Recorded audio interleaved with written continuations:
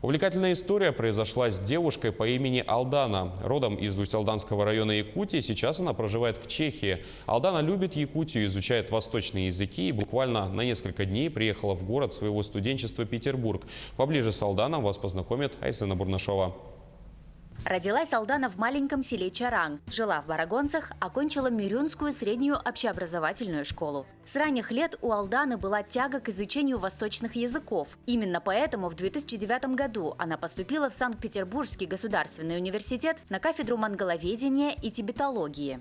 Это была на самом деле идея моей мамы. Я хотела в Китай изучать китайский язык, но мама все-таки уговорила меня подать документы сюда, в Петербург. Основной мотивацией было то, что там было 4 языка – монгольский, тибетский, китайский и санскрит.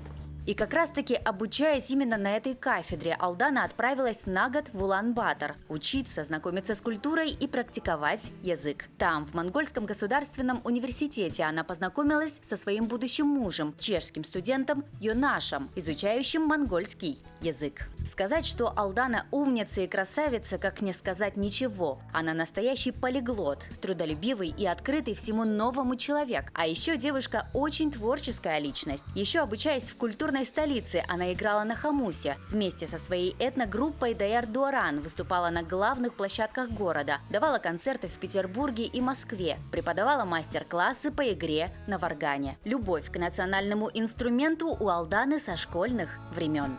Я училась у Гуляевой Галины Васильевны в музыкальной школе. Она меня так втянула в это дело, что мне начали нравиться национальные наши костюмы, хомус. Это мое, поэтому мне никогда не хотелось забрасывать его.